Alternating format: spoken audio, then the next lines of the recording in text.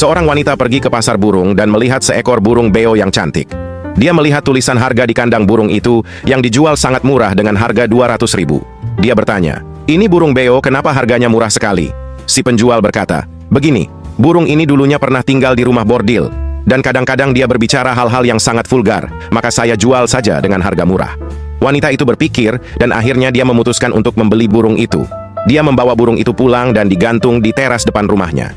Burung itu melihat sekeliling teras rumah, lalu menatap ke wanita itu dan berkata, "Rumah baru, nyonya baru."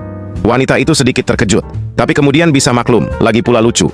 Siang hari ketika kedua putrinya yang remaja pulang dari sekolah, burung itu melihat mereka dan berkata, "Rumah baru, nyonya baru, gadis baru." Si anak juga sedikit terkejut, tapi si ibu menjelaskan, akhirnya si anak bisa mengerti, dan kemudian mereka pun tertawa. Beberapa saat kemudian suami wanita itu Jono pulang kerja. Burung beo itu memandangnya dan berkata, "Hai Jono,